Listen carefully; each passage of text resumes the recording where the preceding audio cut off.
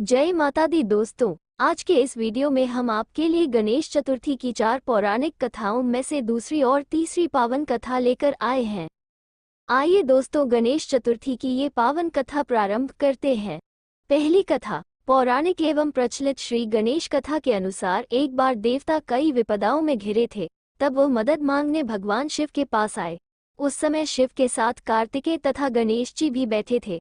देवताओं की बात सुनकर शिव जी ने कार्तिकेय व गणेश जी से पूछा कि तुम में से कौन देवताओं के कष्टों का निवारण कर सकता है। तब कार्तिकेय व गणेश जी दोनों ने ही स्वयं को इस कार्य के लिए सक्षम बताया। इस पर भगवान शिव ने दोनों की परीक्षा लेते हुए कहा कि तुम दोनों में से जो सबसे पहले पृथ्वी की परिक्रमा करके आएगा वही देवताओं की मदद करने जाएगा। भगवान शिव के मुख से यह वचन सुनते ही कार्तिकेय अपने वाहन मोर पर बैठकर पृथ्वी की परिक्रमा के लिए निकल गए। परंतु गणेश जी सोच में पड़ गए कि वो चूहे के ऊपर चढ़कर सारी पृथ्वी की परिक्रमा करेंगे तो इस कार्य में उन्हें बहुत समय लग जाएगा। तभी उन्हें एक उपाय सूझा। गणेश अपने स्थान से उठे और अपने माता पिता की 7 बार परिक्रमा करके वापस बैठ गए। परिक्रमा करके लौटने पर कार्तिकेय स्वयं को विजेता बताने लगे। तब शिव जी ने श्री गणेश से पृथ्वी की परिक्रमा न करने का कारण पूछा। तब गणेश ने कहा, माता पिता के चरणों में ही समस्त लोक हैं। ये सुनकर भगवान शिव ने गणेश जी को देवताओं के संकट दूर करने की आज्ञा दी। इस प्रकार भगवान शिव ने गणेश जी को आशीर्वाद दिया कि चतुर्थी के दिन जो तुम्हारा पूजन करेगा और रात्रि में चंद्रमा को अर्घ्य देगा उसके तीनों ताप यानी दैहिक ताप, दैविक ताप तथा भौतिक ताप दूर होंगे। इस व्रत को करने से व्रतधारी के सभी तरह के दुख दूर होंगे और उसे जीवन के भौतिक सुखों की प्राप्ति होगी। चारों तरफ से मनुष्य की सुख समृद्धि बढ़ेगी। पुत्र पौत्रादि धन ऐश्वर्य की कमी नहीं रहेगी। गणेश चतुर्थी व्रत की दूसरी कथा।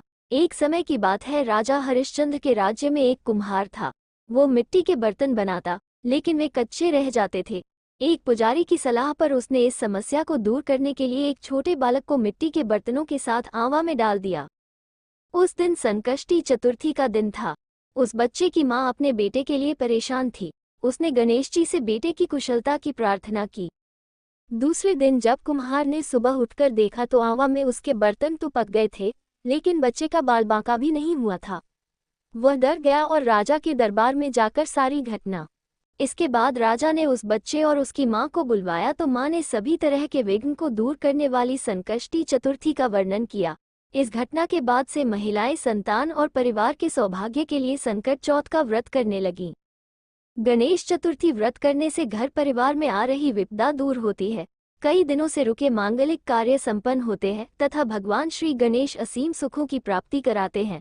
माह की किसी भी चतुर्थी के दिन भगवान श्री गणेश की पूजा के दौरान गणेश चतुर्थी व्रत की कथा पढ़ना अथवा सुनना जरूरी होता है। दोस्तों, आपको ये कथा अच्छी लगी हो तो हमें कमेंट में जरूर बताएं। साथ ही इस चैनल को लाइक और सब्सक्राइब करना ना भूले। धन्यवाद।